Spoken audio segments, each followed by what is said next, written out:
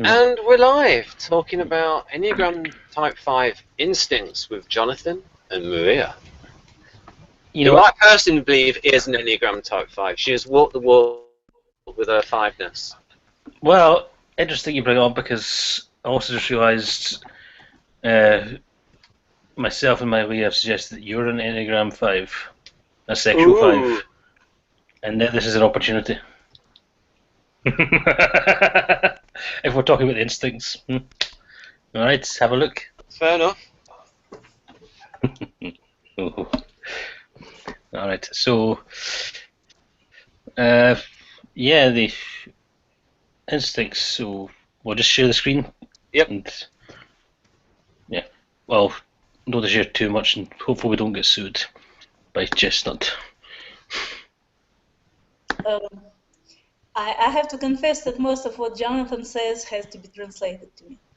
Oh yes, I remember thinking about this before in the past. That I'm his interpreter.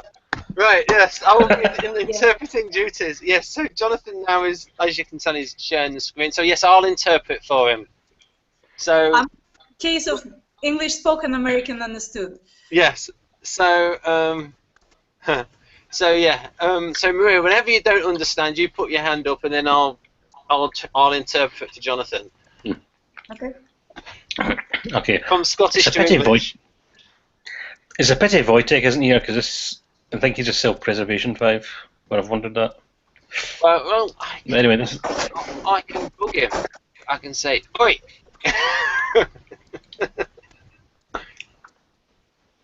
Oh, it's not there. Yeah. Anyway. No, sorry. Anyway, self-preservation 5 with possibly Wojtek and others. Yep. The most 5-ish of 5s. They express 5s are about avarice, so greed and miserliness. 5s are greedy with their time and their space, so they're very private and very introverted people, and they like to spend as much time as they can on their own. So self-preservation 5s are probably the most introverted of all the 5s. The name given to this type is castle, which communicates this person's need to be encastled, to be able to hide behind or be protected by walls, psychologically and sometimes physically. Self-preservation 5s build thick walls to protect themselves from the world and from other people. Okay? Yep. Everyone? Alright. Self-preservation 5s have a need for clearly defined boundaries. This personality is the clearest expression of the archetype of isolation and introversion. They have a need to be able to hide behind boundaries they can control, and to know they have a place of safety they can retreat to in order to avoid feeling lost in the world. In focusing on finding shelter, they learn to survive inside walls, and they want to have everything inside those walls so that they don't have to venture out into the world. To them, the external world can seem hostile, inadequate, and brutal.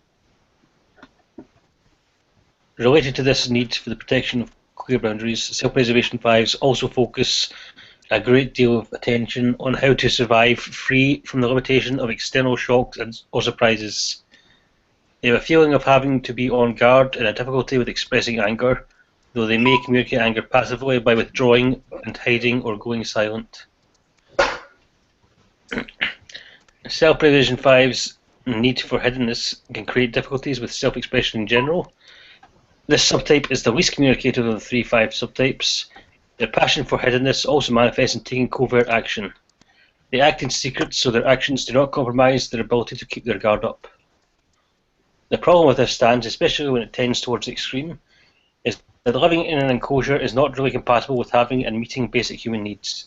Self-preservation 5 is the most withdrawn of the 5s, and as a natural part of renouncing needs and wants, they try to get by on very little, especially when it comes to the emotional support that relationships provide.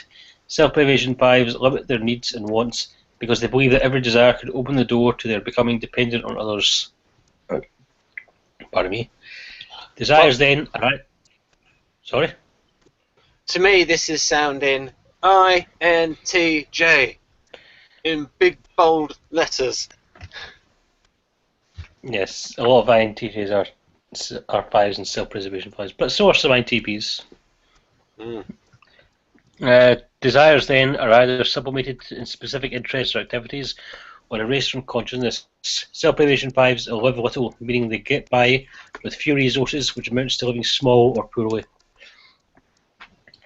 Naranja explains that normally people have some ability to say, I want that, to express desires, and do the work they need to do to get what they want, but these 5s cannot ask and cannot take, so they must rely on preserving what they are able to acquire themselves. You can see these self-preservation 5 characteristics clearly reflected in the work of Franz Kafka, who was probably a self-preservation 5 himself, according to Chestnut.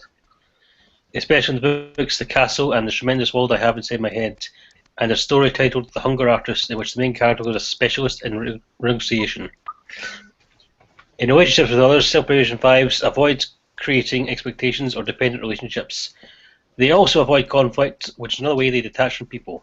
They do, however, typically experience a strong sense of attachment to a few places and people. To prevent conflict and manage contact with others, they may adapt to fit in, to not be seen.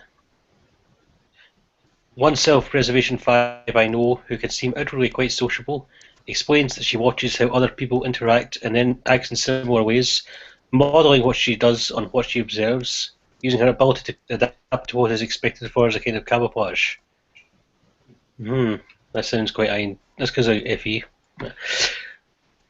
If people don't see her as it, you see, there are some ISTJ Enneagram 5s, and it's like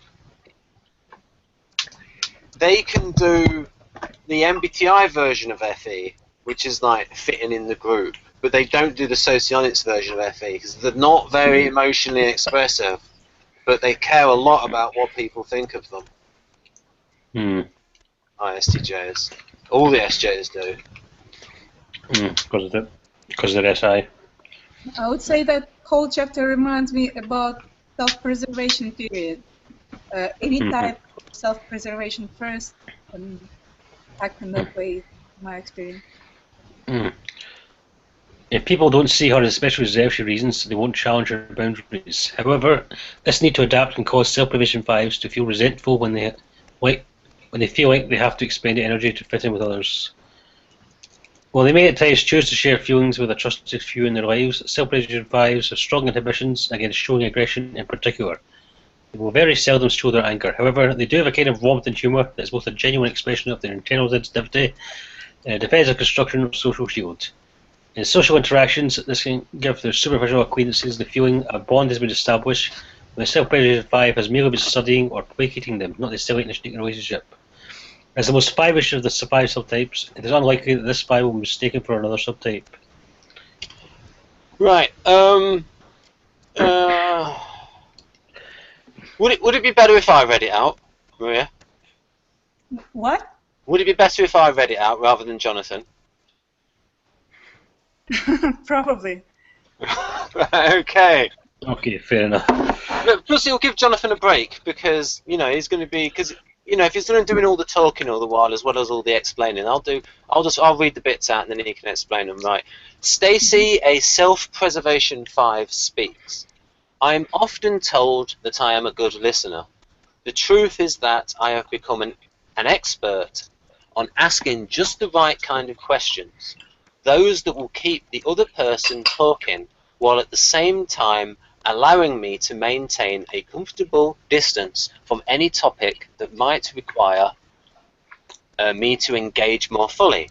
Under most circumstances, I do not like talking about myself, and someone who pushes. Yeah, because it's not quite someone who pushes. You just need to go, and someone who pushes, yes. Yes. Oh, sorry. I couldn't see it because Maria's head was over it. The little boxes at the bottom. It's the little boxes. I couldn't make the boxes small. You see, the last line can get cut off. Right. Pushes me in this regard will feel intrusive. Where am I? I mean, is that the next line? Yes. And someone who pushes me in this regard will feel intrusive.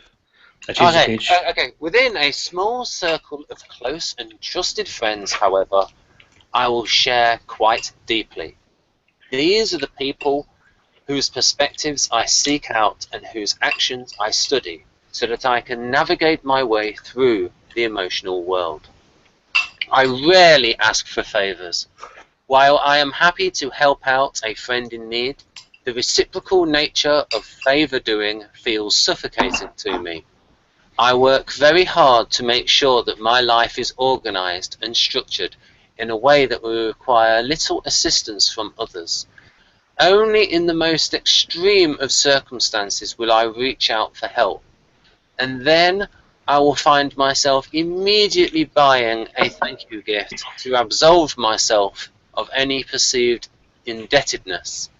In general, feeling needed by others just feels like the other person being too needy. My most peaceful moments are when I have something. Limited me in this regard. Sorry, limited obligations. And can be on my own schedule, independent and at home. Time by myself is rejuvenating, and spending time in my home is particularly restorative. Intrusions and unexpected visitors are difficult to manage. I keep neighbours at an arm's length and avoid the yearly block party like the plague. When we first moved into our home, a neighbour repeatedly asked me to join the book club comprised of women from our neighbourhood. Honestly, it was as if she was asking me to run away with her and join a circus. The idea was that strange and unappealing. I still hide from her when I see her around. That's quite funny, that is. Yeah. Because you can imagine it. Yeah, but the thing with this is, you'll notice that it's imagine a lot of introverts, and especially introverts who are also intuitives, would relate to this, even if they're not necessarily fives, or even if they don't have five in their tri-type sometimes. Oh yeah, I mean it sounds INTJ as a little bit of ISTJ in there. You can imagine a lot of types relating to at least some of this. I can even imagine ENPs. Yeah, go on. I can even imagine ENPs relating to this, because I've heard some ENPs get shocked when someone wants to, someone they don't know or whatever wants to contact them or ask them to do stuff like that. Right. Yeah, Samura, whenever if you go back on webcam, if you raise up your left hand, then I'll interpret for Jonathan. Yeah. Do you think any of the self-preservation description relates to Wojtek? Who's not here? We'll talk about him behind his back. Well, the thing is with Wojtek is his family is very Delta. I think his mother is. I know his father is a super duper ESTJ, in that he said that when his father was in Poland, like he said he read every book on a particular subject. I can't remember what the subject was, but he said he read every book, and Wojtek didn't believe him. And then he thought again. He said maybe that was true actually in Poland in communist times, socialist times. And he said that when his father came to Germany, or maybe when he was back in Poland, that he knew everyone in his local area in terms of business. And he was this, I think it was this businessman in terms of a small business, like very much like as you think of like the ESTJ, sort of like the best one at that kind of logistical business. I think there's a sociologist, I think she's called Tatiana, I'm not sure. I think she said that the ESTJ was the best in business. And I remember discussing this, thinking, well, for certain kinds of business, like your logistical kind of business, which is all about like having razor-thin margins and being super efficient, and like say running a shop, like delivering like razor-thin, just being super efficient and with logistics and all that, I'd say ESTJ would be good at that. but obviously business that requires more creative things. And I was thinking, you can't just say one type's good. It depends on the type of business. But yes, ESTJs in general would be good for retail, organising people, knowing all the logistics, because they Ben, have.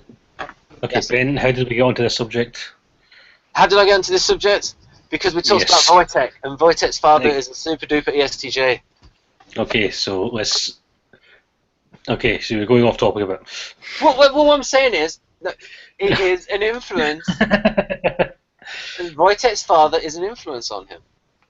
Yes, but how does that relate to what we're talking about? Okay. I mean, what way is he? I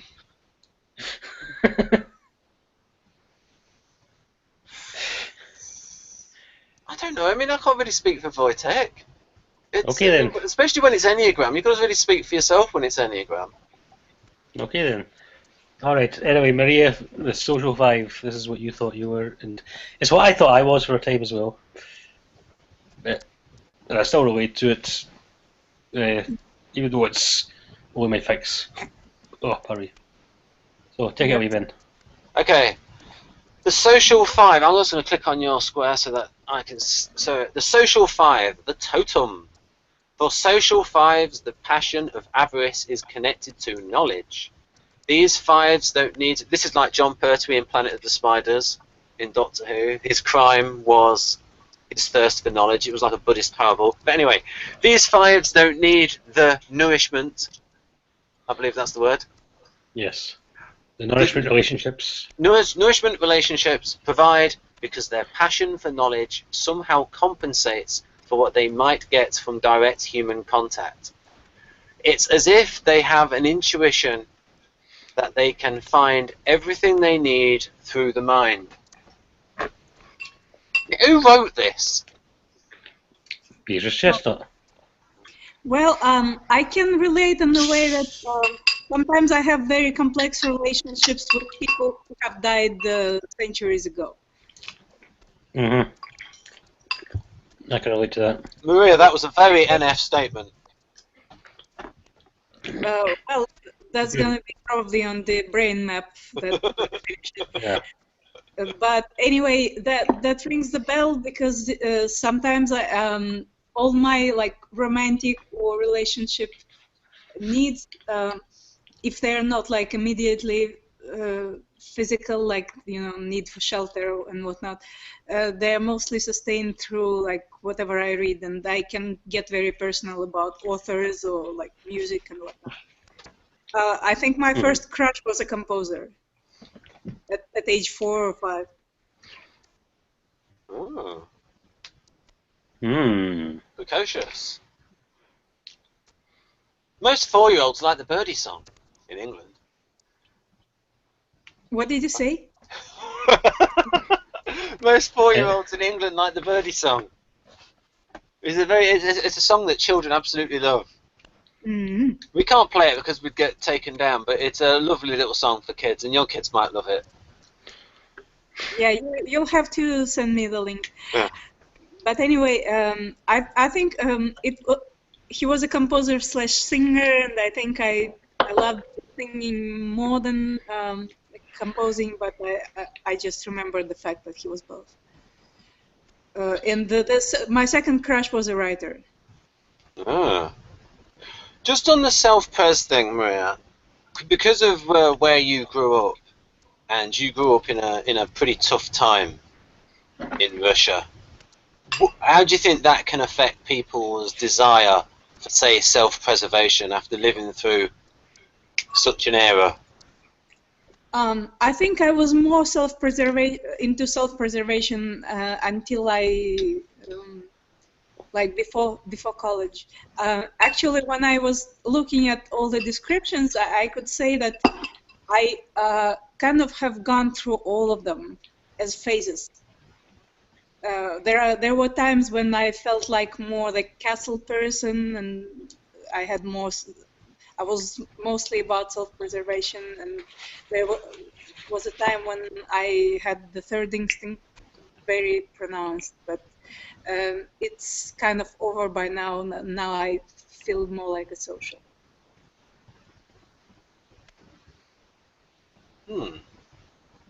Jonathan, is it common for INFJs to have these mixed instincts just because of the way the functions are arranged? Everyone has all three instincts, but they don't actually change in order. What happens is you might feel more in touch with a certain instinct depending on what is happening in your life or how you're feeling at the moment, or if you're going through a phase. But your first and second instincts will develop at an early age, usually in response to certain experiences. So a lot of INFJs are social subtypes because INFJs often feel like aliens, and so they have difficulty forming social relationships, which makes them desire social stuff. So, and again, your first instinct is what you want, and your second is what you're most comfortable with. Well, your third one is your blind spot, but also your hidden agenda. Now, is that actually the position of Beatrice Chestnut? She doesn't mention the stackings in this, so. Yeah, if you're asking me, then definitely this SP is what I'm most comfortable with. But no. Oh, sorry. I hope your screen is clean, Jonathan. My screen is clean. I have a handkerchief. Right, there you go.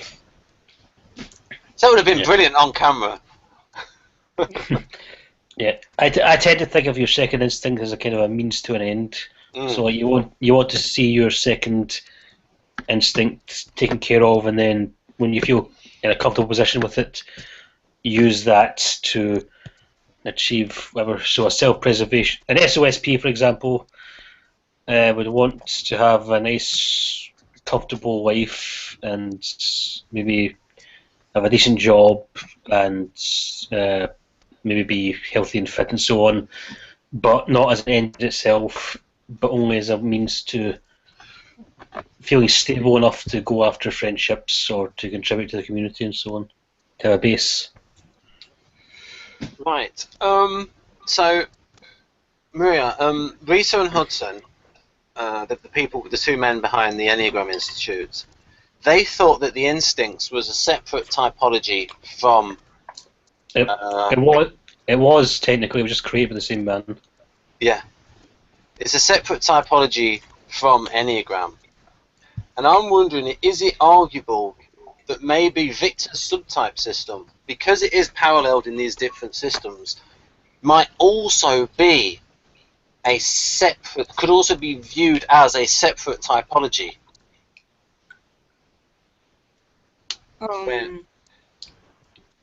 I don't think the subtype system can be considered separate typology. It's it's a very important part of socionics.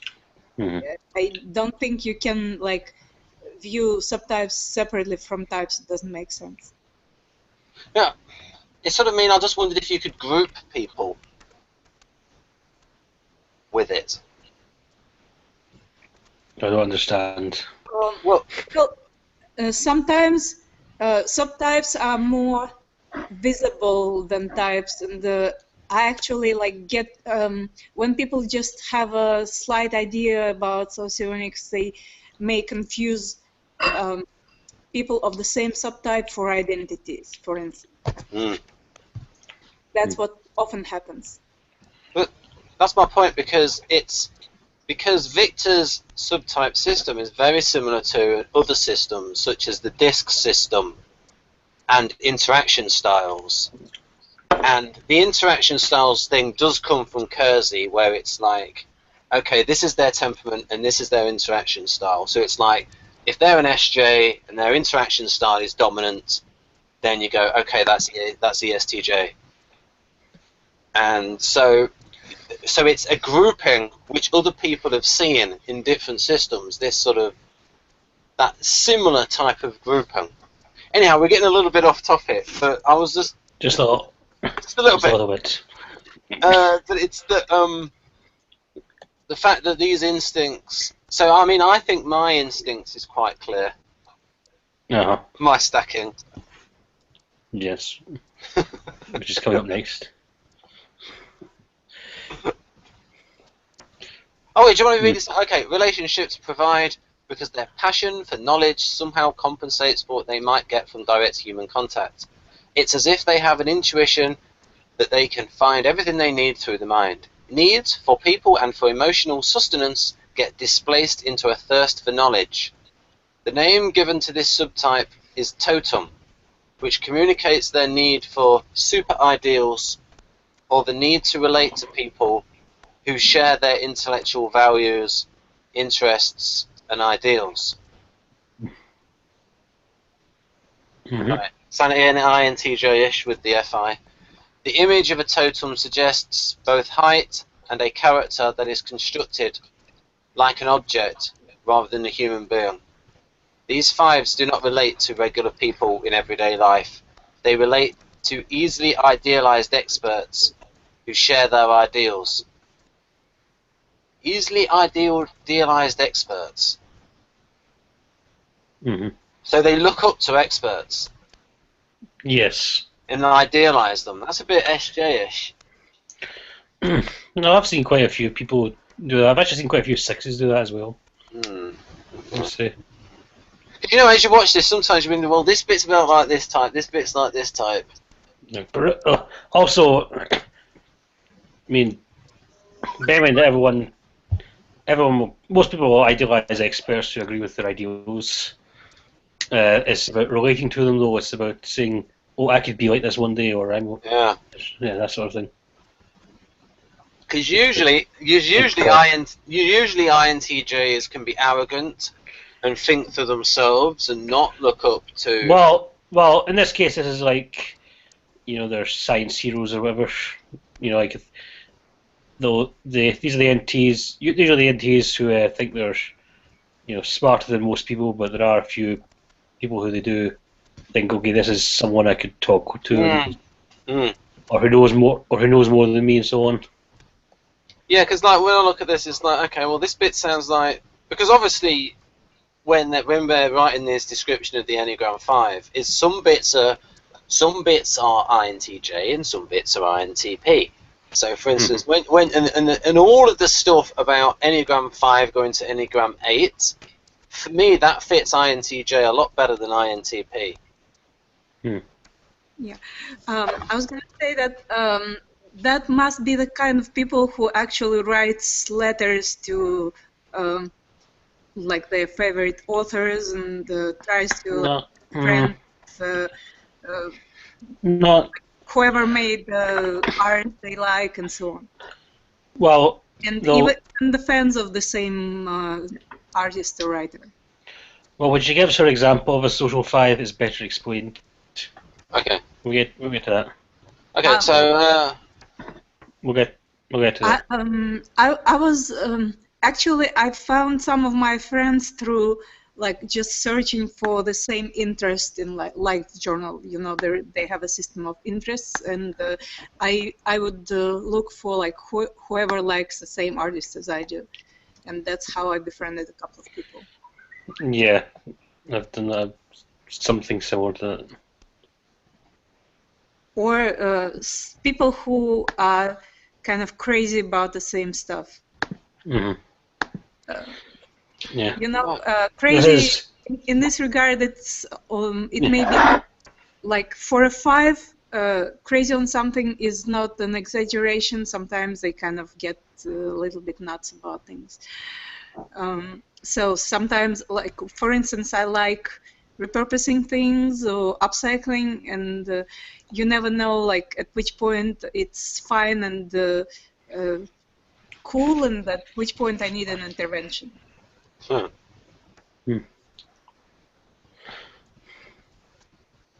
Right, okay.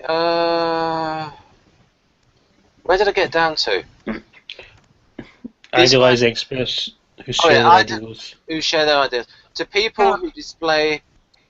What I read into it is instead of regular interaction with regular people, you look for people who share your values or interests and ideals. Yeah. You can go very far looking for them. Yes.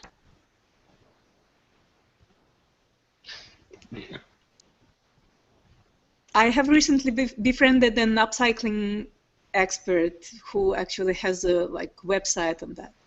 Right. And who is about as crazy as I am, if not worse. A cycling expert?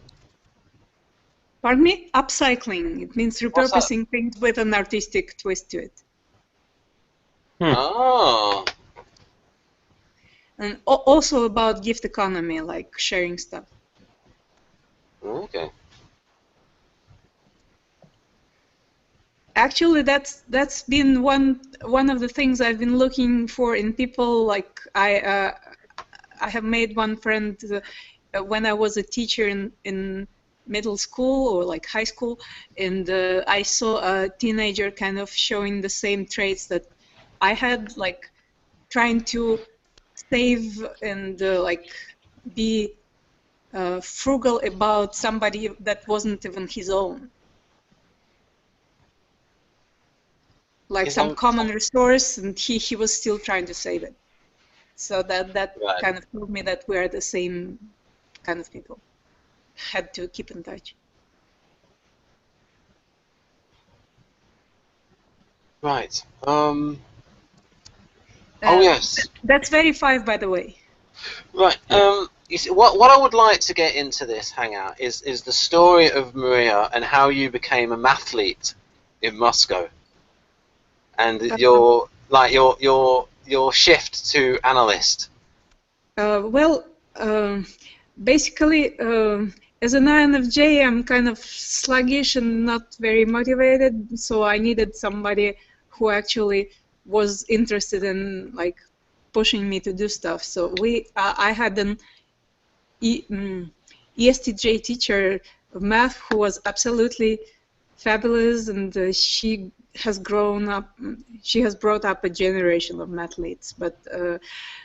I was one of them. She took an interest in me very early on. She's noticed me saying some interesting stuff and like being creative in a lot of ways. So she had she had classes on advanced math, and I would go participate in them, and like in school competitions. What kind of maths? What kind of maths was it, and at what age? Well, she did stuff that is not typically studied in school, like the like beginning statistics or some like logic problems, or I cannot remember everything, but it's kind of the same stuff that people in like advanced math classes in with the university study. So like whoever goes to classes that university students conduct for school children, that's what they teach there. And we had the same stuff right at my school, so I had very good opportunities. What age were you when this happened? It started at 4th grade, which means like 11. Right. Okay. So I can say that I have a lot of good opportunities due to the school teacher that we had, and also because we had really good books at home. So that kind of enough to get you interested if you have any predisposition to that. And I was alone a lot of time as a child, and so I used to read like whatever I could find at home, which was a lot. There was a lot on linguistics, on some on like logical problems, and whatever I could find. I was not very much into novels because it was just too complicated and kind of unhealthy. I'm still not into novels. How come you had all of these access to these books at home? Well, first of all, my mom is an INTJ. Right. A creative INTJ who likes to dabble in a lot of stuff and has a lot of friends to kind of supply her with all that. She has a lot of interest. Oh dear, you cut out on she has a lot of interests.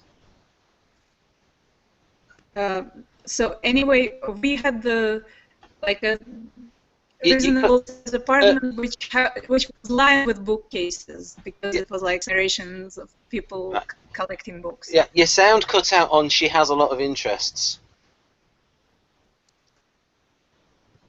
What are you saying?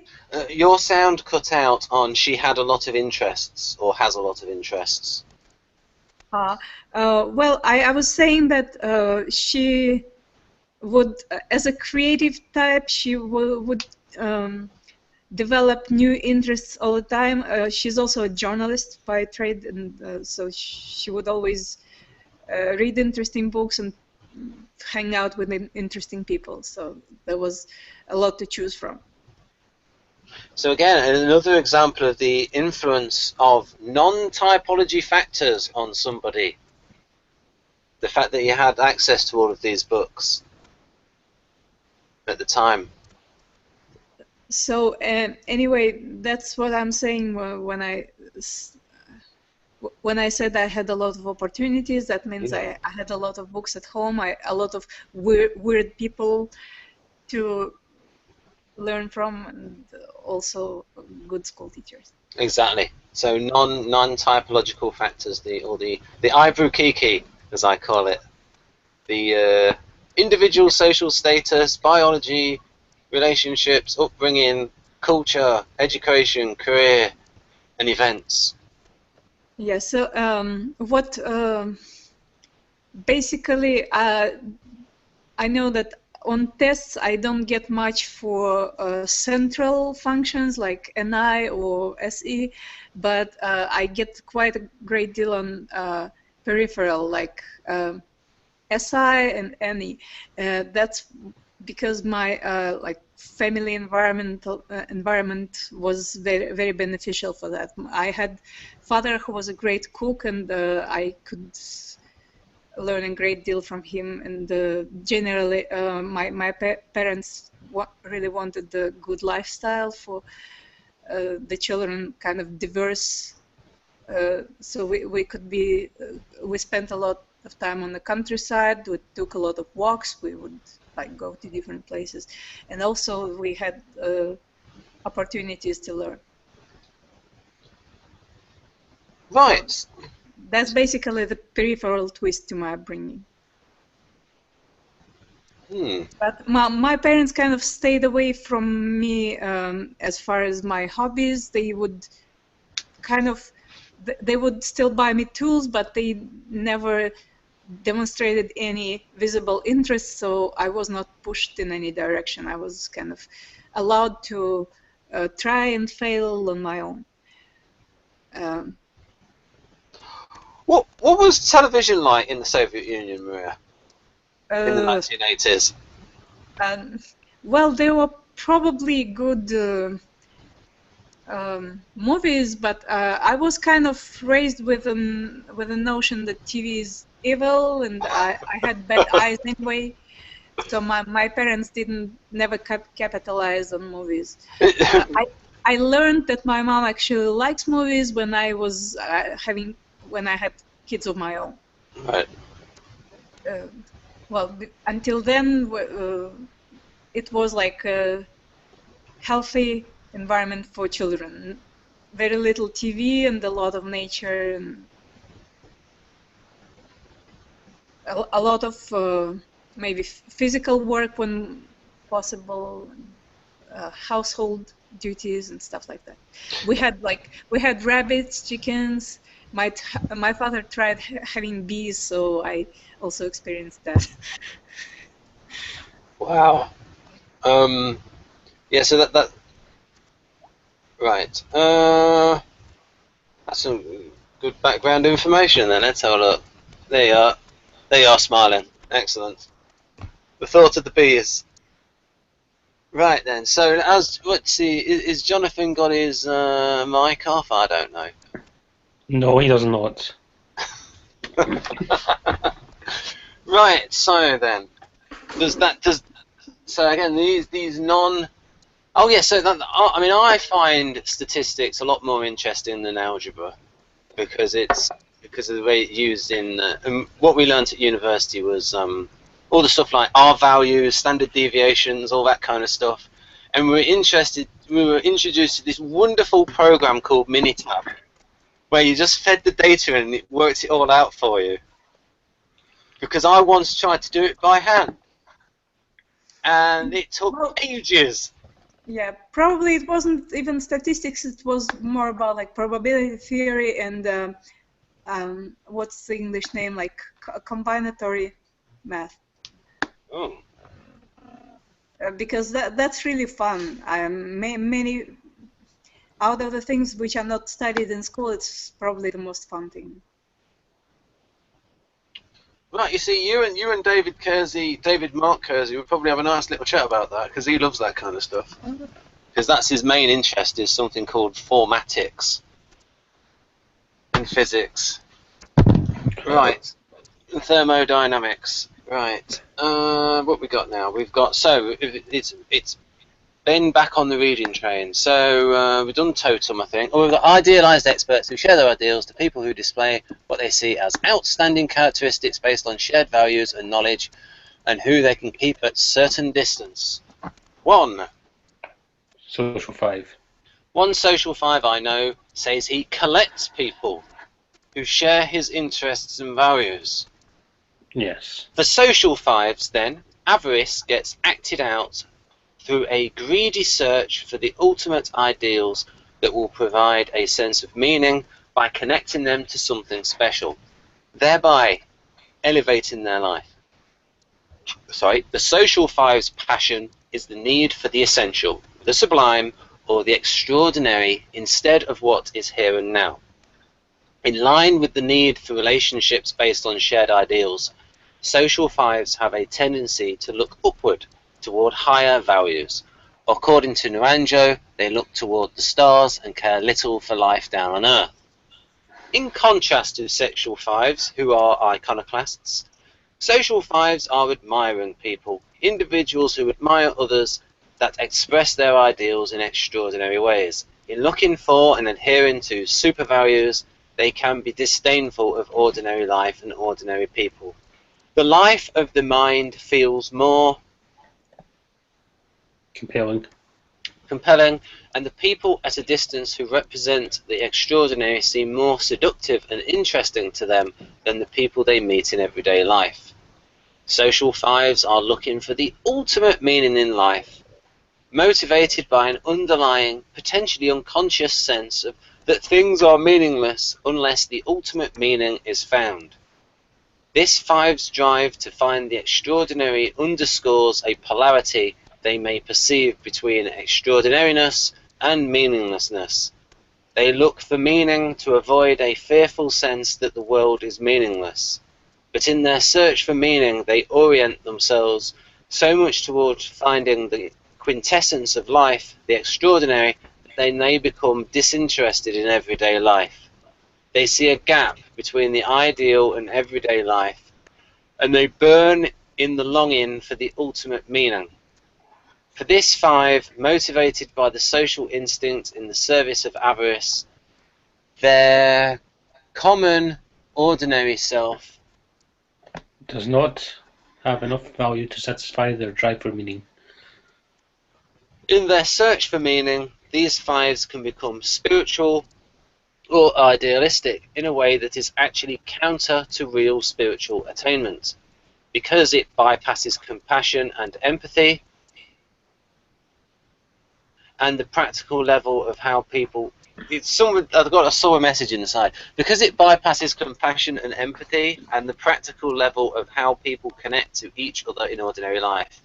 This tendency is the prototype of what is sometimes called a spiritual bypass, in which a person looks for and devotes himself to a higher level or a valued system of knowledge as a way of avoiding doing the emotional and psychological work he would need to do to grow and develop.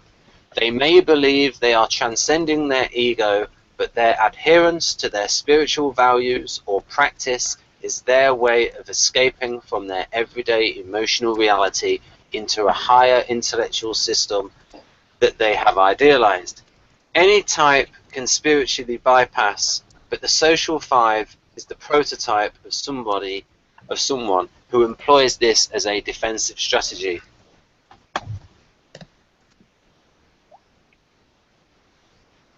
Okay, Hope she's not watching, but I like the writing style of Riso and Hudson more.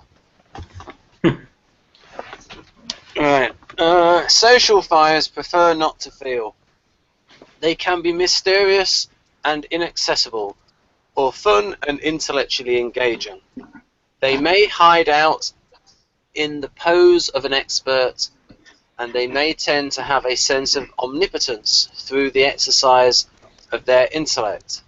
These fives may imagine that they are superior to others because of their higher values and ideals. Although they would never intentionally show it, they seek recognition and prestige. They want to be someone important, and they often seek to fulfill this desire, this by aligning themselves with people they admire. Wait a minute, is that... Wait a minute, let's look at the grammar there. They seek to fulfill this desire, this by a lion. Yeah, that's a mistake. Just an extra this, okay? Yeah. Probably. By aligning themselves with people that... Like I said, Yeah, she's not Riso and Hudson. It may just be it's probably an editor's problem, not really her problem. Yeah, I mean, I was thinking... Also, it's a Kindle, so they sometimes make mistakes. Yeah, okay. I mean, social fires can look like type 7s in that they can be fairly outgoing and display a great deal of excitement about interesting ideas and people. The social 5 is typically more out there than other 5s, in the sense of being more social and able to engage. This now we might start getting more INTP than INTJ. Right, lots of different ideas and things. Right, social 5s differ from 7s, however, in that they are more reserved, less self-interested, and less emotional than 7s. Less emotional than 7s. Scott, a social 5 speaks. I wonder if I can put a voice on for this. Alright. When I first encountered the Enneagram, I thought I was a 7. Oh, God. I consider myself very sociable, and I connect easily with people. But on deeper reflection, I realise that my connections are specifically with topic experts, or people who share my interests. I would choose my friends based on their intellect, and the time we spent together would be focused on sharing ideas. I realised I was Ben, Pardon? Ben, you're supposed to be saying this so that Maria can understand you. Well, I'm not putting too much of an accent on. I'm just. What accent is that? What accent is that meant to be? Nothing. It's just changing my voice. That's all. I'm just doing. I'm just slightly characterising it a little bit. I'm not doing anyone in particular. I realised though, I'm trying to put the attitude through, like someone who's a little bit snooty. I realised I was a 5 and not a 7 because I categorise people and create barriers between myself and others by being invisibly secretive. I ask lots of questions about the other person to avoid being investigated by them. I often wonder, who am I? What is this mystery inside myself? Say the word Del Boy. No, I don't. Del Boy. Maybe not Del Boy, but definitely from that area. I'm not doing a Cockney accent. As a young child, I would read encyclopedias, How It Works books, and eyewitness books all the time for fun. My inner fantasy world was a bigger focus for me than the mundane world outside of myself. On a long road trip to a holiday destination with my family, I would imagine rebuilding a city with huge statues of animals and architectural themes from Egypt. While everybody went to the beach, I just wanted to read my books.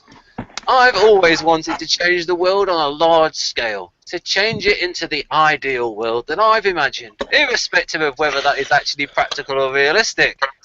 To make sense of the universe as a whole, I studied metaphysics, astrology, and different mystical, spiritual systems. I hope that each new subject I studied would offer me a new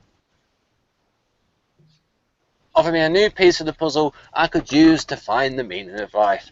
Through a lot of self-development work, I eventually realized that the only real and meaningful experience is this moment in the present. I developed my suggestive SE function. That was just a little bit of editorialization there. Right. In the moment. That's how Dario defines SE. Immersing yourself in the present context. The sexual 5, confidence, countertype. In the sexual 5, avarice is expressed through an ongoing search for a connection. Actually, you know, I've got the book, so I might as well read it out. Right. Right, here we go.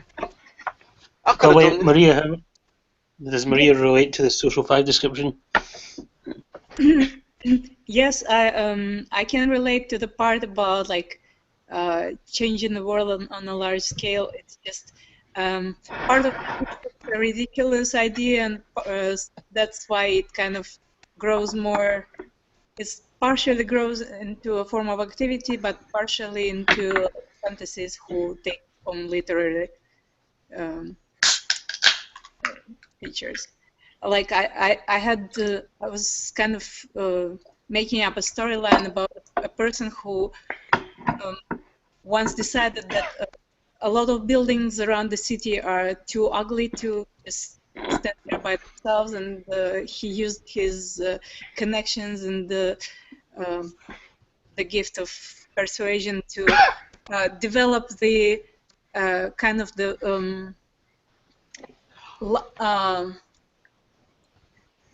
light murals for all the buildings that looked ugly, or the road structures that looked ugly, and so to visually recreate the city. And then he, once that work was starting, he went somewhere for a long time to travel, and when he came back, he saw what eventually came out of his idea, because like everything was in the evening, the city was like all light up with different kinds of advertising, and that was absolutely impossible to tolerate. Right then, I'll do the right. Oh, it's late for her anyway, for Anna, because she's 2 hours ahead of us. Right, okay, so I'll go, but I'll read this because the book's too small to read out. The print's too small. The sexual 5 confidence countertype. Oh, let's Right see how you relate. Let's see how much you relate to this. In the sexual 5, avarice is expressed through an ongoing search for a connection that will satisfy their need for an experience, the most perfect, safest, and most satisfying idealized union. This 5 may look like the other 2 5 subtypes on the outside, having all the regular 5 inhibitions and introversion in the area of relationship. How about in the area of relationships, Beatrice? But the sexual 5 places a special value on one-to-one or intimate connections. This 5 has a passion for finding a special person they can connect with deeply. Sometimes a person they cannot find or have yet to find. Like the social 5, this 5 also searches for a high ideal, but this 5 looks for the ideal in the realm of love. This 5 feels a need to find a high exemplar of absolute love. Like the search for the extraordinary of the social 5, the ideal kind of connection this 5 searches for represents a very high standard. Sexual 5 seeks something like the ultimate mystical union, an experience of the divine in human relationship. And this can also happen with the search for good friends or a spiritual teacher. While social and self-preservation 5s are more removed from their emotions, the sexual 5 is intense, romantic, and more emotionally sensitive. This 5 suffers more, resembles the 4 more, and has more overt desires. This is the countertype among the 5s. It may not be completely obvious from the outside, however. They may seem very much like other fives until you touch their romantic spot and inspire the romantic feelings. Inspire their romantic feelings. While they can appear reserved or laconic on the outside, sexual fives have a vibrant internal life that is highly romantic. There are examples of sexual five artists like Chopin, who Naranjo notes is the most romantic of the classical composers, who display extreme emotional expressiveness through their artistic creations, but are cut off in many ways from others in everyday work. Now, I heard, in this book, this Introducing Jung book, Chopin was cited as an introverted feeling type in this book, because, where we go, right here, Chopin, I'll show you right here, this little Introducing Jung book, you've got Chopin, introverted feeling. Where is he? Is that him? No, wrong side. There he is. Introverted feeling. What's he got? They are inaccessible but appear harmonious and self-sufficient. They can be involved in poetry and music. Still waters run deep is the impression they give. That's for Chopin. Alright. Anyhow. Right, so Chopin. Right, what have we got there? Sexual fives live in an inner world filled with ideation theories and utopian fantasies about finding unconditional love. They live for a couple's love as a kind of ultimate ideal experience of connection. Okay. I'm just thinking about how it's written. However, what they search for represents an idealized form of relationship that may not exist in the human world. Trust is the basic issue with the sexual five. The name Naranjo ascribes to this subtype is confidence, which has a special meaning. A special meaning related to an ability to trust the other, and suggests a search for the person who will be with you no matter what. The partner or friend that you can trust with all your secrets. Confidence is the kind of ideal that makes sexual fives very romantic deep inside. They search for an idealized version of love and relationship as a source of meaning in life. The sexual fives' search for a high exemplar of connection is so exacting that it's very hard to pass their test with consistency if you are the person in a relationship with them. It's very easy for the sexual five to be disappointed. This subtype has such a great need to trust in the other that the need is not easily satisfied, and so there can be a lot of testing in their relationships. Fives tend to be a private people, but this five has a great need for intimacy under the right circumstances. If they can find a person that they can really trust to love them despite their flaws. This subtype expresses a need to be completely transparent with their partner, and they need their partner to be very open as well, and this ideal of trust and intimacy is not easy to find. Because of this, sexual fives can get very picky about the people they have relationships with, and they can become frustrated when they discover that the other is human. If a partner does not live up to their expectations of transparency and openness, they tend to feel disappointed, and because they have a fear of being hurt by others, to isolate themselves. Some sexual fives say that their search for an ultimate kind of connection does not only center on relationships with a lover or life partner. One five said he related to the idea of emotional promiscuity, saying, "I want ultimate contact with a lot of people, one at a time." And some fives with this subtype report that although they feel guarded in the face of too much emotional intensity, they have a deep desire for intimacy with a trusted few. One five with this subtype described especially appreciating the experience of clicking with someone, the feeling of having chemistry with another person, saying that when they felt this, he could become infatuated very quickly. I'll just say that that phrase "clicking" is something they used to say in the 1960s.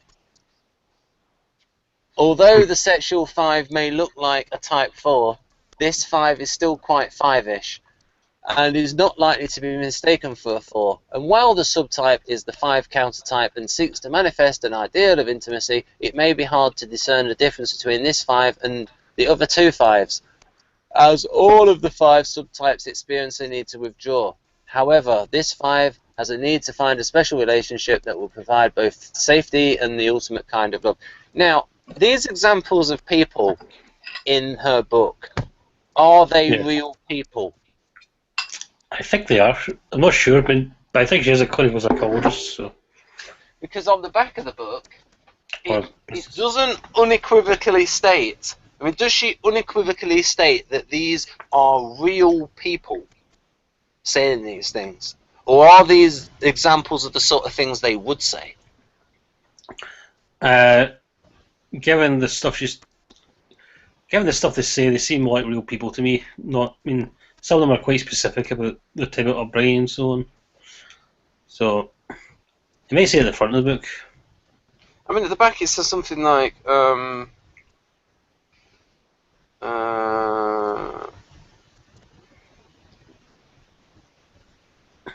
it's not unequivocal in it.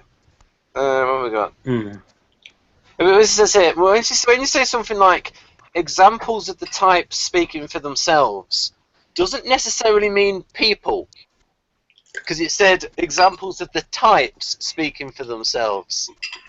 Doesn't, you know what I mean? Can I say something? This actually, all 3 of these descriptions, each in its own way, remind me of a description of a schizoid accentuation in the manual that I think I shared before, the McLean one. It has a very good description of schizoid accentuation, and one of the things that was mentioned was they have very fresh and like non-adulterated internal life. They usually are very much in touch with themselves and may say things that other kinds of people would find shocking. What is the book you're referring to? Now, Maria actually sent us some scans of it or some photos, and I can't remember. And I have to admit, I've not read them yet. I should have read it, but I've not read them. I was wondering if it's the Nancy McWilliams book. It's a manual on psychology, like psychoanalysis, and it has very good, usable descriptions of different kinds of people. Type 5 is associated with schizoid personalities and avoidance. Yeah, so I know. That basically reminds me of the schizoid people. I mean, everything I've read so far sounds like an INTJ. 5. Nah.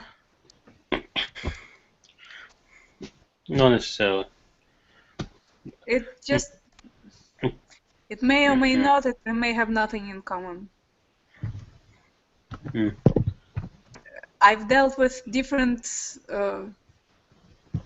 Enneagram types of INTJs. Some are really above all this kind of stuff. They are more visceral. Yeah, I mean, and also this sounds like a stereotype.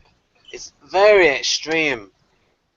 This, I think, it's like it makes out that this type doesn't talk to anyone, and that they really. I don't think that, and that's not the impression I got. I mean, all descriptions are kind of flawed since they're just there. You see, that's why I like the levels of development in Riso and Hudson. Yeah. Well, being a social instinct person, like social first, I sometimes bug my family who are more on self-preservation side, because they start telling me that you need to cut it out, you have too many friends. See, I'm a social first and I do not have that problem. Social firsts aren't always, friends. It's just the view of of SP to SO. I have an like SP mother-in-law who thinks that like a person should have like 2 or 3 close friends, and everybody else is like classified as like co-workers and or neighbors or whatnot, and they are not supposed to be friends. Is she an FI type? What's her type? Jungian type. Dominant ISFJ. Well, one of the things is it's kind of hard to be friends with a dominant. They're too competitive. They always compare themselves to people. So, Jonathan, I heard you open up a can. What was it a can of? Pepsi. Oh, okay. Thought it might be a beer. Well, I don't drink beer. I probably should mention that when I was reading the like Enneagram Made Easy, it was saying that if you like one of the signs of an E5 is the aversion to organizing parties.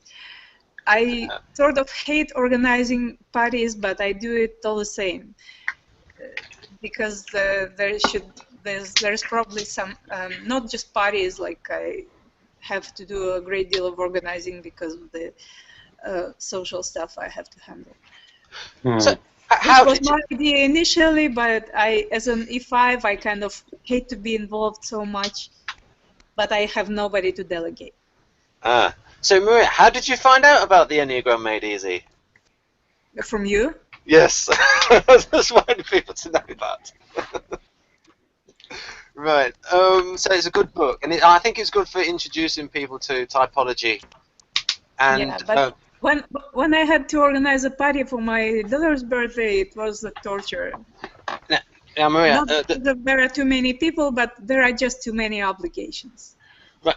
Now that book. Now the funny one in that book is Rennie Barron, and she's done a version for MBTI called this. What type am I?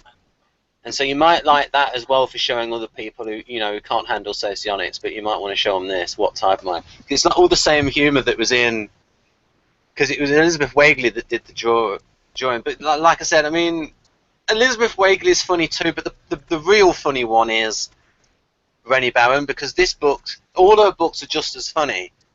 And she did one on temperaments called The 4 Temperaments, and she did one.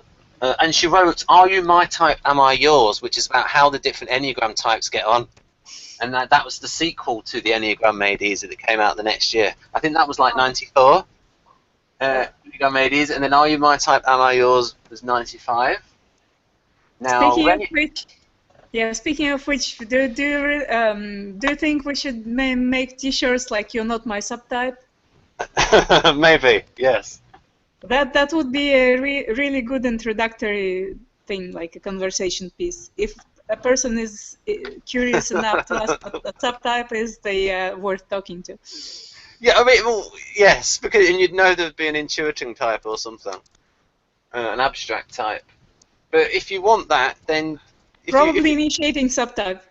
What you could do there, Maria, is go to a bookshop and see what books they're looking at, and then you can work out whether they're an abstract or an intuitive type or not. There you go.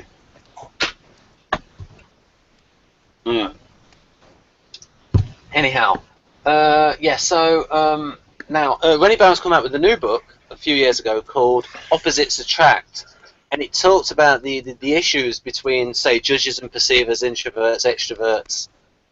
And so that's quite interesting, saying about what they like about you. So that's an interesting, but it's quite funny as well. So it's back to Ben reading. Where am I, Jonathan? Stephen. Stephen, a sexual 5, talks about his subtype. Now, what kind of voice should I use for this? Let me read this. Yeah, go on then. Yeah. Full access to my feelings came after I started doing body work in my early 30s, and they were, and sometimes still are, very confusing and overwhelming, especially softer emotions like compassion. I'll find myself with tears welling up at times and need to look inside for the trigger, which can be as simple as the sight of a homeless person on the side of the road. My adult life has been a constant tension between my points need to pull in and husband my emotional, physical, intellectual, financial resources, and the mostly stronger drive to reach out and connect, not merely with my intimate partner, but nearly everywhere. The reaching out is an attempt to fill an existential psychic hole that seemed to have existed from a prenatal stage. I seek connections with others to avoid feeling that emptiness. The name of the subtype, confidence, is about building a bond with another or many others on a one-to-one basis. For instance, when I have to give talks to a group, I find a single person to be my focus, while appearing to address the group. Relationships are the most fearful of objects, yet the most needed. I have been called out on ENNEAGRAM panels as not looking like other fives, too flamboyant, too out, too willing to talk about the inner landscape and the demons that inhabit it. This is true, and in my youth it was camouflage. Now it is merely a way of being. I have learned that the desire to disappear into the background of my youth was a false hope, and since I cannot disappear, I might just as well be who I really am. The most important thing that needs to be understood about the sexual five, that we are in constant struggle between the withdrawing and withholding stinginess of the basic point, and the need to reach out and connect, driven by the instinctual energy of the subtype. Behind this tension is an emotional sensitivity that is hidden to the outside world and also to the five until they or we allow awareness of emotions into their daily life. Okay. Now we're even. Everybody has read something. All right. Excellent. Wait, have you done them all, Jonathan? Yes, that was all 3 instincts. I could do the Riso and Hudson ones if you want. Yes, they're better. They're quite short. They're better, to be honest. They're better. Yeah. I don't know how you relate to the sexual 5, Ben, but I think you relate to that better than the sexual 4, which sounds kind of crazy, the way she describes it. Well, there's elements of the sexual 4. I mean, you see, that's the problem. It's when you go through the lower levels of the development of the Enneagram 4 is where I make the connection and stuff. So it's when it's through. So it's not something that you want to connect. So it's like when you read the Riso and Hudson Enneagram, I connect with all the levels and stuff and the pain points. Whereas when it's the different levels of the 5, I don't have that connection. Plus, as I keep telling people, I do not read a lot. It's just that when I do read, I concentrate on a tiny amount and I read it very slowly and I learn from it. Okay. I am not a huge reader. It's just that I think I do a lot with the little. I think most left types are not huge readers. I don't think it's a 5 thing. According to my heretical theory, they need the psychological readiness to read something. I had that whole thing about different levels interacting between themselves, and it goes in opposite circles for right and left types, because they for right types, whatever they can perceive on information level, it's easily translated into their psychology. It motivates them, and just the opposite. The left types have to be psychologically motivated to read. They need to have a problem to resolve or some other kind of motivation. You see, that might work in general. They usually read fast, scanning for something that they exactly for what they are looking for. You see, the thing is, though, you see that, as you know, David Mark Kersey was typed as LII by Victor, as the analyst, and the Kersey mastermind not mastermind, sorry, the architect rational, so the equivalent of the LII, was based on David Mark Kersey, and Kersey Sr. based it on himself as well, but particularly on his son. And it mentions stuff in there about that kind of INTP. They love to read a ton of books. Reading and reading and reading and reading. And they're not as focused as the INTJ is, because they will be focused on stuff that's has a practical usefulness, whereas a lot of these INTPs, because it's like all these different subjects, and it's like they don't have enough time to fit all of their interests in terms of the things that, so they read a ton. I think, I mean, look at Victor. Does Victor read a lot? I mean, you get the impression that Victor is incredibly well-learned, erudite. I guess so, because sometimes his findings seem to refer to stuff that I've read somewhere else, which has been transformed to like beyond recognition, which is very important work, by the way. Like some of the stuff I come up with is based on things I read elsewhere, like astrology or some kinds of philosophy and whatnot. Sometimes it would be like different typology systems, but it's for me. But for Victor, I think it's more also a lot of like social sciences, politics, and whatnot. I mean, what gets me is when I'm reading the forms of cognition, I'm only like, I mean, I'm gonna read it properly, but you know me, I want to properly analyze it, so I then talk about it. Is that he gives examples all the way through of the types of philosophers who use this type of cognition. So he's obviously thought about it a lot in studying philosophy. So, for example, Victor thinks that Nietzsche was an ENFJ.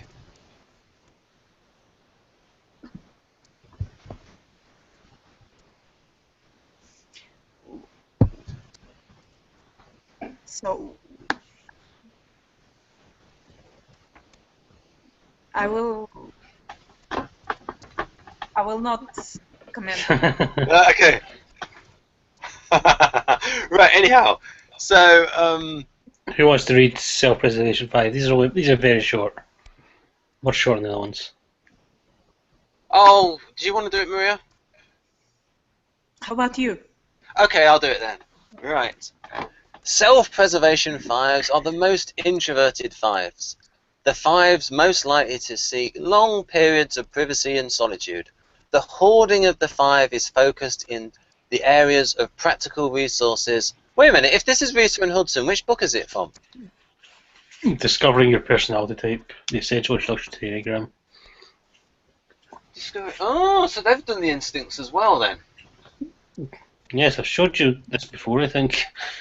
Oh, because I've got understanding the Enneagram. Oh, is it? Oh, okay. But, so when did they write this? 2001, I think.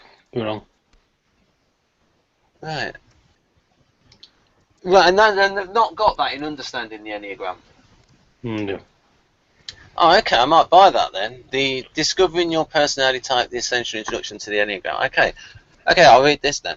Self-preservation 5s are the most introverted 5s. The 5s most like to seek long periods of privacy and solitude. The hoarding of the 5 is focused in the areas of practical resources, living quarters, and personal space. Self-pres 5s attempt to find out how few self-preservation needs they can subsist on, likely agreeing with Thoreau's statement that a man is rich in proportion to what he can do without. They are intensely private people who seem to require few comforts, even if they have substantial personal wealth. To some degree, they enjoy the company of trusted others and enjoy sharing their knowledge with people. As apart from who else with. I mean, you only need to put sharing your knowledge. I mean, they're not sharing it with the dog, are they? I mean, sharing their knowledge with people who can also be counted on for their sense of whimsy and oddball humour. Nonetheless, self-pres 5s need lots of time by themselves to regenerate their energy.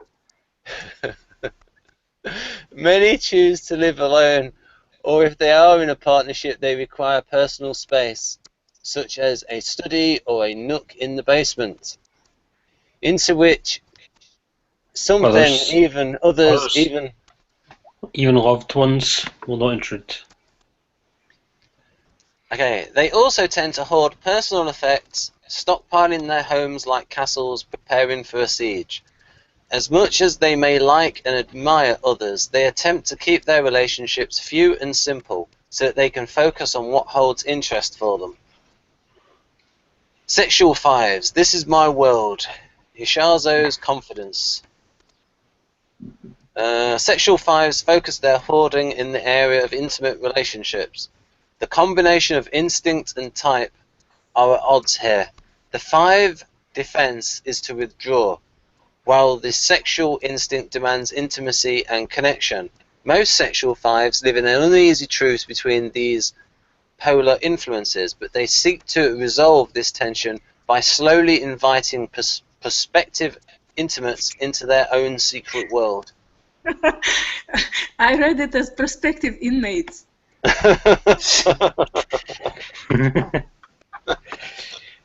Same thing. Yeah.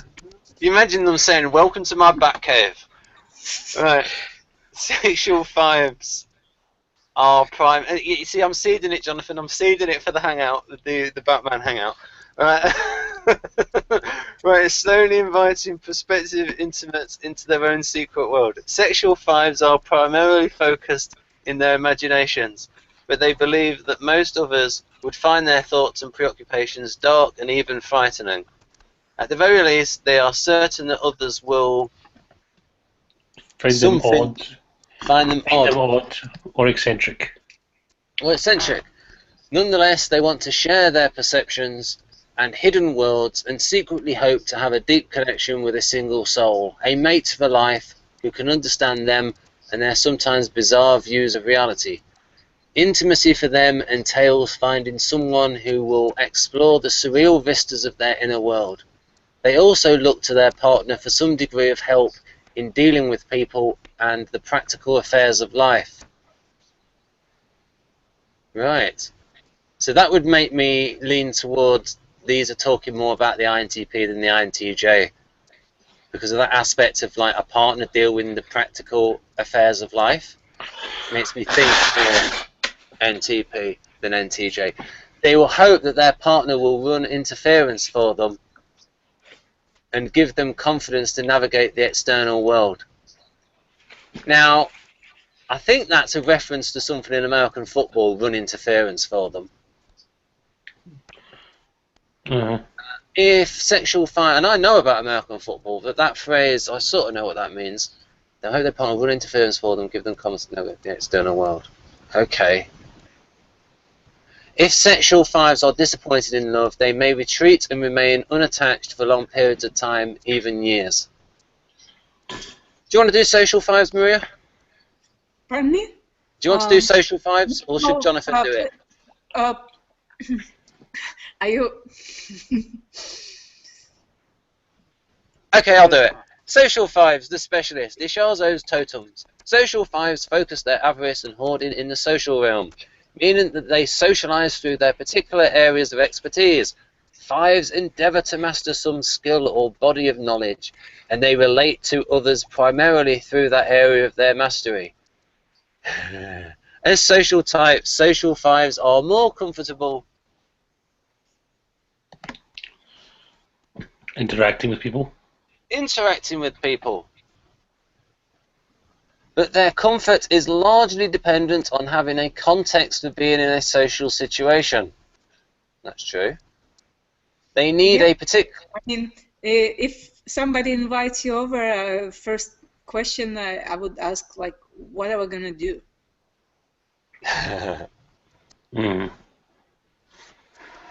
I'm kind of reluctant to just hang out with people with no structure. Yeah, it's like for this hangout, you ask, what are we going to talk about? Yeah. Right. Right. See, I have that too, but I've got a sense of duty. But it's large. Yeah, go on then. So I usually, like here at the local group of moms or women, I usually don't go to or find whatever excuse I can to not go to just gatherings where people hang out and drink or dance or whatnot. But I like gatherings around a certain topic. Like, for instance, I enjoy socializing with people when we do some like education session for kids and or maybe volleyball matches. So it has to have some structure. It has to be about something. Right.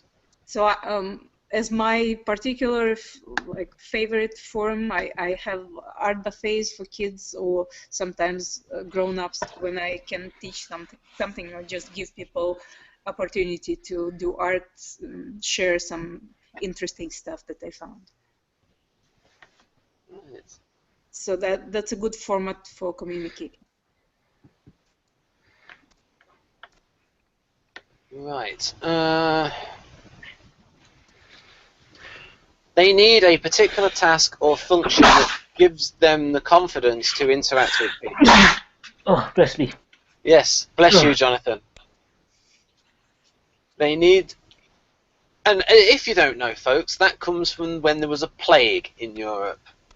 When, if they started sneezing, you really did bless them because, you know, they might drop dead. Right.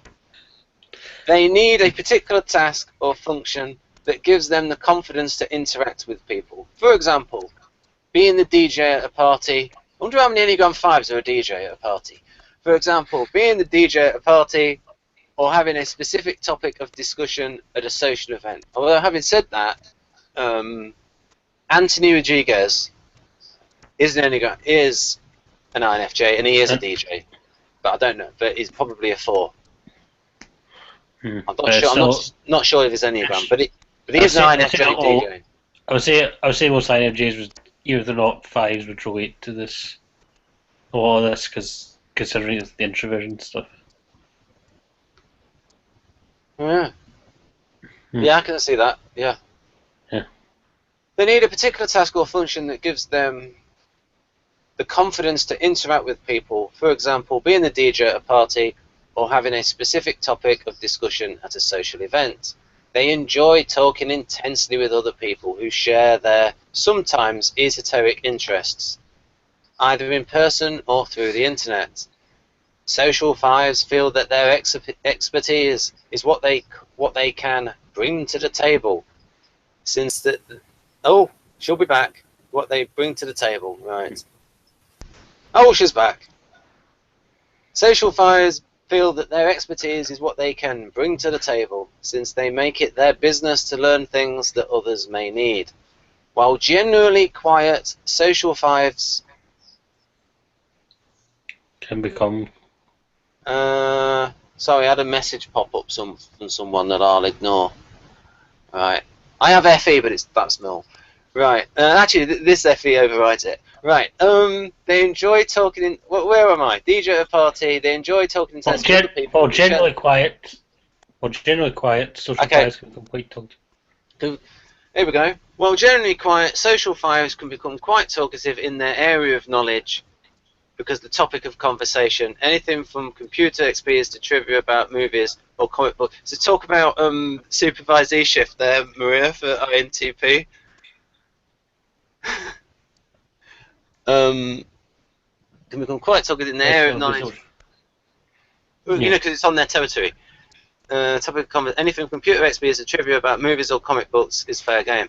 Less healthy social 5s can become elitist, feeling others are too unintelligent to understand their thoughts or conversation. See the inside the head of the INTJ. They can also be fiercely argumentative, losing social connections by reactively proving others' ideas inadequate. Yes, that's when they act more like ENTPs. So, Jonathan, let's have a look at the Riso and Hudson Enneagram 4 sexual. Well, okay, briefly, just give me a second. Briefly. It is getting quite late. Yes, but you know, you tried to railroad me into. Yeah, I remember reading about the stackings and seeing the different ways related to, I mean, according to how much one instinct is developed compared to others, and there would be like warm side or so, or Yes, we've actually done a video about that. I mentioned that because I see that SX is not too far behind the second instinct for me, so I can kind of relate to all the instincts in a way. You see, for me, for me, like the Enneagram 7 description and Enneagram 5 description are not very good in Enneagram because there's better descriptions in socialites. The only good thing about them is you've got these levels of development. Because when you're reading the Enneagram 7, it's like, well, you know, it's better to split that in two between the SP kind of E7s and the NP kind of E7s. And so you're not actually getting any kind of detail. But it's the levels of development that give you. So, like, when you're reading an Enneagram book that doesn't have levels of development, it's like, it's just a bit mix of mix. It's not giving you the level of what you need. Anyway, here's sexual 4. Right, here we go, sexual 4s. Sexual 4s focus their envy and hypersensitivity. What's going on? Here we go. Here we go. Sexual 4s focus their envy and hypersensitivity in their intimate relationships.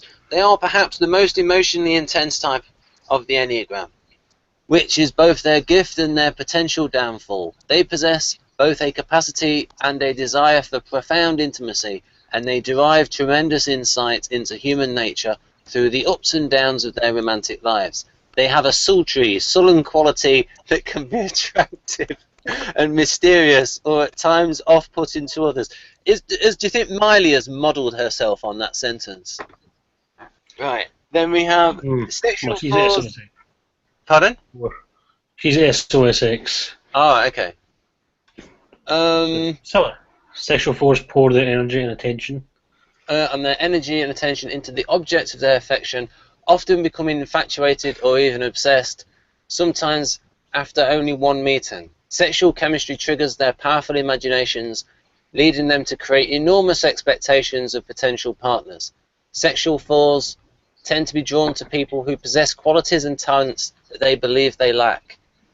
They want to complete themselves by associating or merging with the valued other.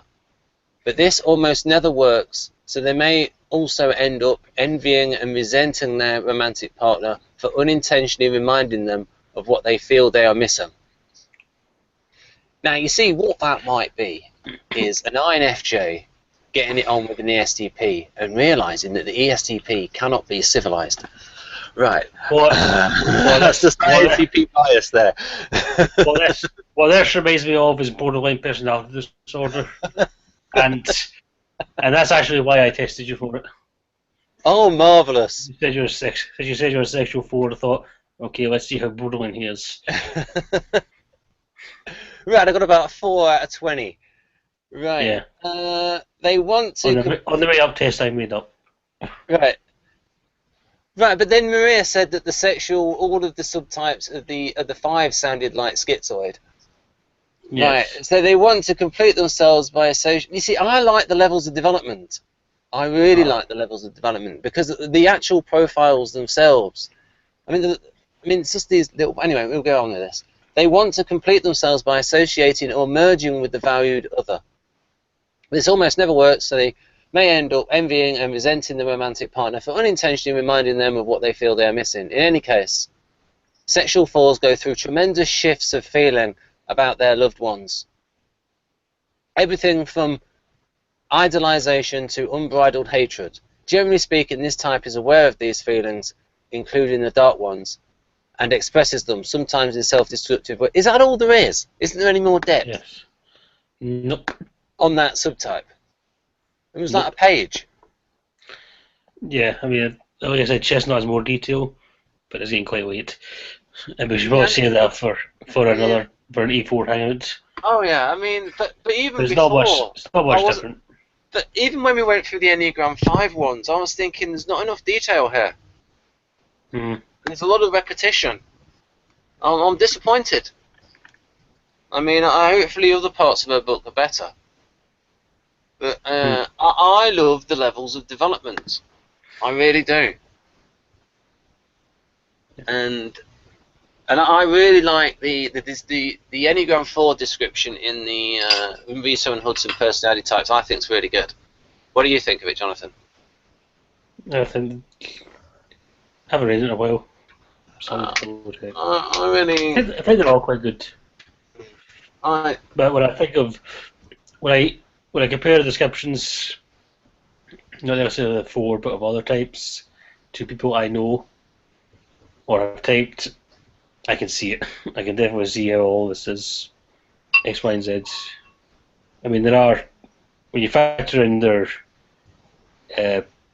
MBTI types and their instincts and so on, it does get more nuanced, but it does have a good general. I think a lot of it is just the sheer level of detail that the Research Hudson personality types books has compared to the other ones. It's not necessarily just the levels of development, it's the sheer amount of detail in general in each type. Also, what I like about that, you see, part of it is an interesting, from a writing point of view, is it gives you this arc.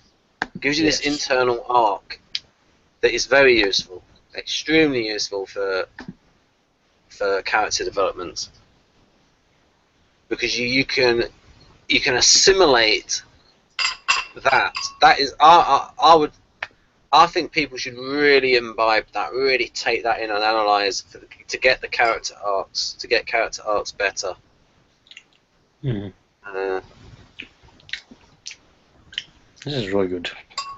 Yeah, you have been doing quite a bit of eating in this hangout, Mr. Campbell.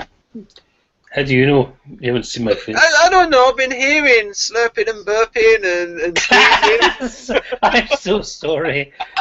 Yeah, but I love all these kind of sound effects because it makes things more interesting. What I do not like is when people play music in the background. Right, when they're in a hangout, they play music in the background, and I'm listening to it. You haven't been doing that. I'm just saying generally the things that I like and don't like in terms of... Like, there was one video I was watching, there was an ENFP... There was a good-looking ENFP woman doing this video. I just said, I can't watch this. The music in the background is too distracting. And then somebody else was writing, oh, you just concentrate. I said, are you saying I'm lying? I cannot concentrate on what is being said because someone's put music on the video. I cannot. I can only concentrate on one thing at a time. Now, why do you think, Jonathan, I can only concentrate on one thing at a time? Too loud. Pardon? What? The music is too loud? No. I mean, in general, why do you think I can only concentrate on one thing at a time? TI? Introverted thinking? It's an I thing, because I have to concentrate extra hard in order to focus on one thing. I can't focus on two things. Because I'm prone to mental wandering. Pardon? I thought any types could easily focus on two, or is it just that they get too easily distracted? The thing is, what it is I distract myself. Because I see something and it reminds me of something else and it takes me out of the present context. Because I'm always, as you know, I have a tendency to go out of the present context onto different contexts. Right, and the best... Right, so we can end it there. I don't know pretty much what we learnt there from that hangout. We pretty much went through them all. I think Maria said that she connected to... we can have a little... We can ask Maria to come back in and say which one of those three matched her best. I think her mic's on. Yes, sir. I think I'm kind of going in circles, kind of relating to some of them more at the point in time, and then kind of getting disappointed and turning to the other one. But still, I guess social is the most relatable. And not just by this book, but also from what else I have read on that. It kind of what gave me an idea, maybe like Essex blind spot. They are usually said to have that sober, flat quality to them, which I could relate to, because many people think I'm a pro or very like down to earth, which I'm not, but it may be coming from the Essex blind spot thing.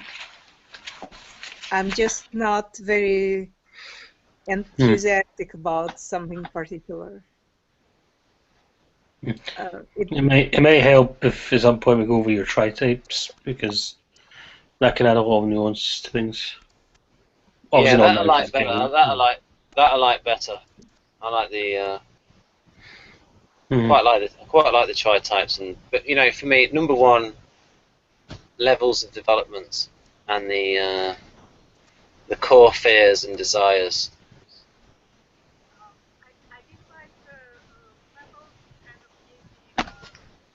Can't hear you. It was kind of it was nice to have the levels of development. It gave me an idea that since I'm decluttering on many levels right now, that can possibly place me with the healthy ones, which is nice to think. Yeah. Also, now I'm thinking that maybe decluttering not just took place on material level, it was also like ideals decluttering. Yeah. Which is still going on, and that's kind of a funny thing to think about. Well, hopefully you don't categorize Jonathan and I as clutter. No. To even think of relationships or people as clutter, you need to be an Essex. Because that you need to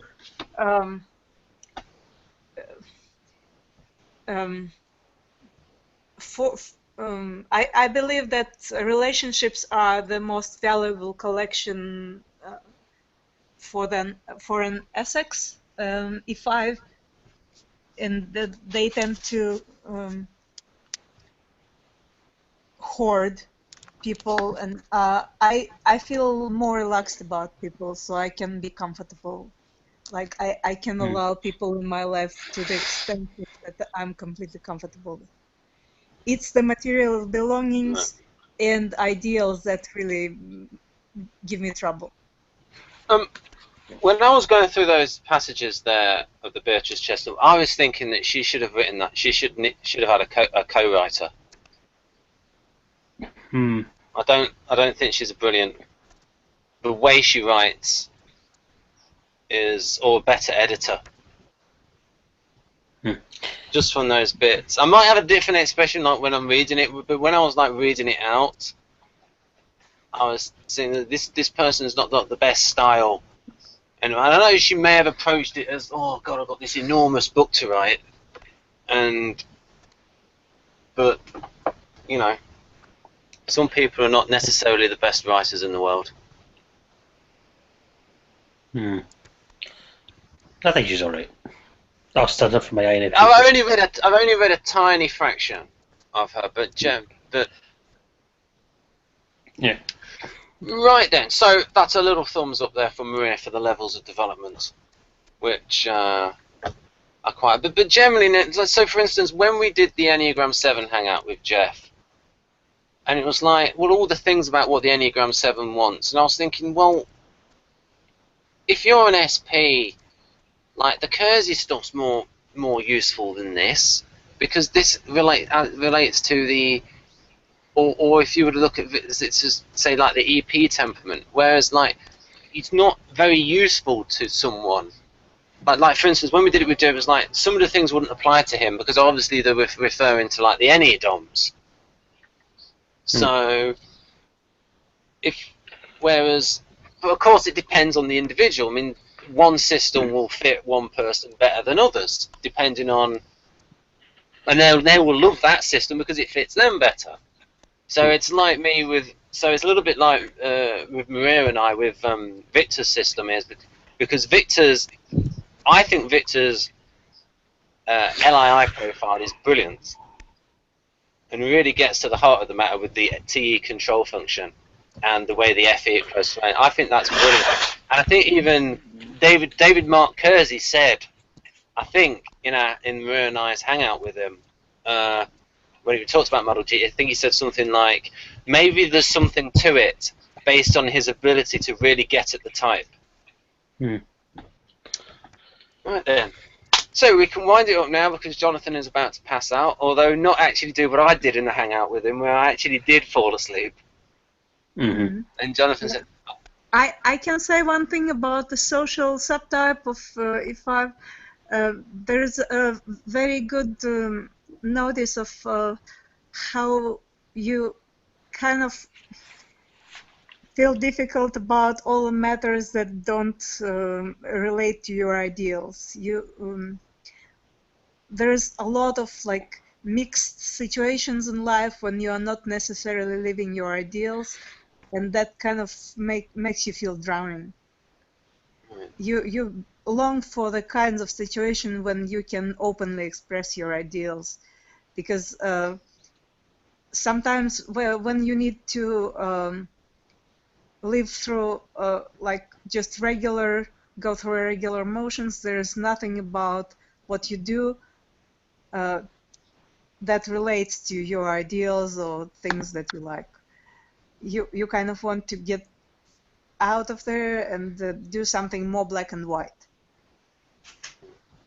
I was thinking that Okay, I think I've got to go. So. Okay.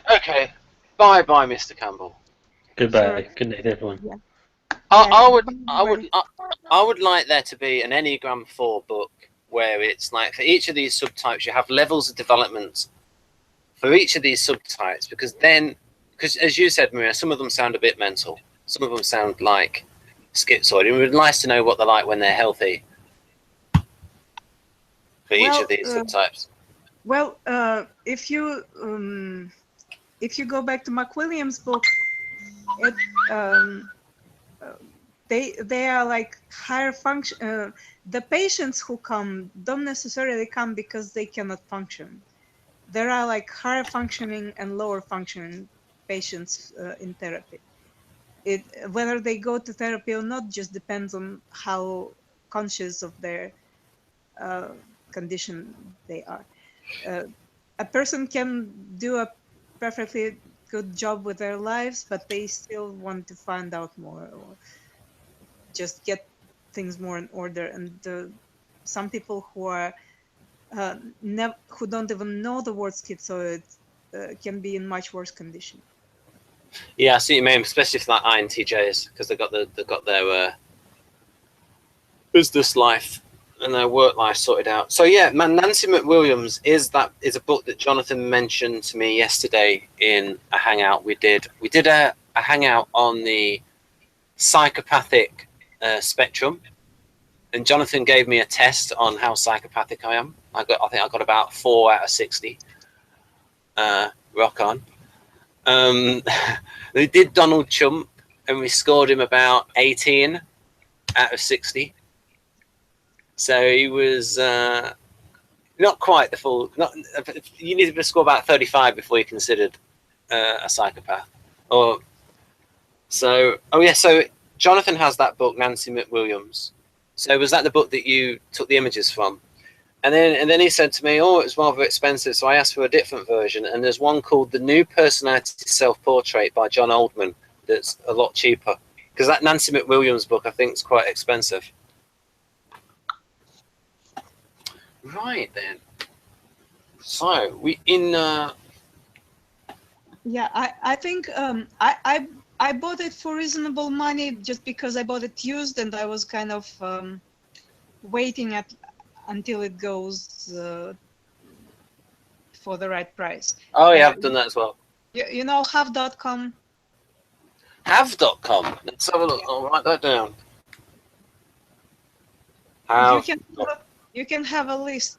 I don't know if they ship to England, but you can have a list there, and when the book hits the price that you designate, you get a notification.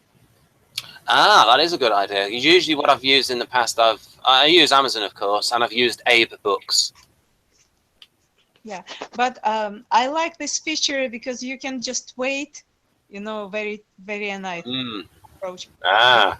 Wait until the book is the right price. And also, if you've got a load of books to read, what I have started to do now is just to put books on wish lists and say, Ben, you have these books to read. All these other books have to go on the wish list first. So unless there's a pressing need to read a particular bit, it's wish lists. Mm-hmm. It's got to be the one I would recommend for and I recommend this. Who have I recommended this? You might like this. It's hard to find actually the video, but Physique and Character by Ernst Kretschmer, because interestingly enough, Victor interpreted this in a completely different way from David Kersey. In a completely different way. Victor interprets it as fitting his temperament system, the Jungelenko system. What we got here? What? Oh yeah. Sorry. A message. Did I just read something out? Did I say?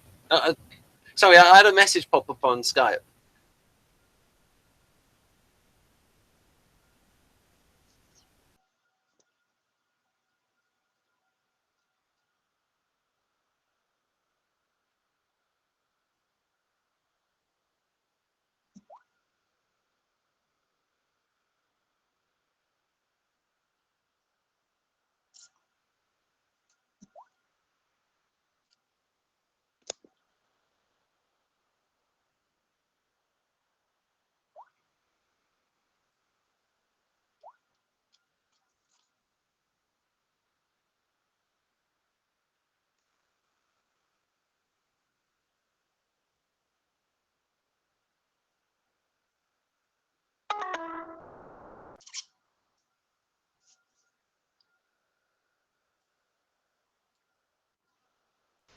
Right. Yes. So I think Google's trying to tell us something. So yes. So thank you for joining us, Maria. Have you got any last words for the audience? I don't think anybody would actually watch this far. Oh, maybe the loyal fans out there would. Which is the whole point of this channel, is that the people that like it, I care about the people that like it. That's like, even if it's like 10%. Because the people who like it really like it. Right. That's still not enough. Well, I care about the quality of people, not the quantity. I understand that. Even I barely made it to the end. Okay, we'll end on that high point.